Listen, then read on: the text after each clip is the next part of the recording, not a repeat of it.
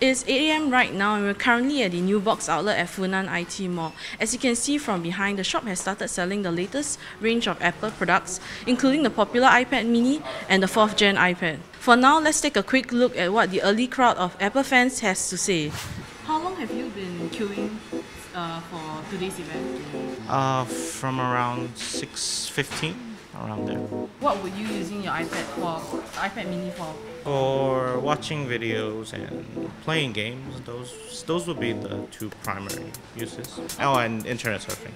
Okay, great. Surf net, check my email, watch movie as well.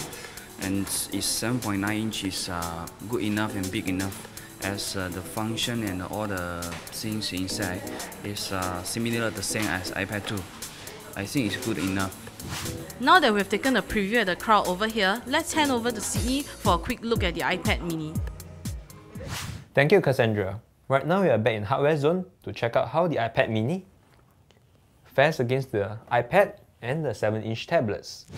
The iPad mini comes with the new Lightning dock connector, which is also found on the iPhone 5, whereas previous generations of iPad sport the 30-pin dock connector. Apple has come a long way since the first generation iPad, which measured 13.4mm thick. The new iPad, however, sports a sleek profile of 7.2mm. Now, let's take a look at the 7-inch tablets. On the left, we have the iPad mini. In the middle, we have the Samsung Galaxy Tab 7.7, and on the right, we have the Google Nexus 7. The three tablets uses different charging ports. The Apple iPad mini uses the new Lightning dock connector. The Samsung Galaxy Tab 7.7 uses its own 30-pin dock connector, whereas the Google Nexus 7 uses the micro USB port. In terms of thickness, the iPad mini is the thinnest at 7.2mm, followed by the Samsung Galaxy Tab 7.7 at 7.89mm, and last but not least, the Google Nexus 7 at 10.45mm. Having seen the comparison between the tablets, now let's take a closer look at the iPad mini. First, we look at how the apps will look on the iPad mini compared to the 7-inch tablets. Second, we check out a unique feature of the iPad mini that other tablets do not have. Here we are looking at the Facebook app across the Android and Apple devices. As you can see, on the Apple devices, the interface of the Facebook app looks different on the iPhone and the iPad mini. This is because developers optimize the Facebook app on the iPad mini to make use of the extra screen space.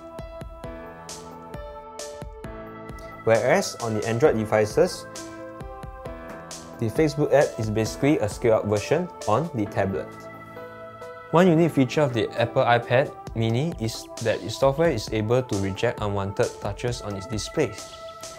Notice how my thumb is on the sides of the display, and yet I'm able to scroll through the website smoothly.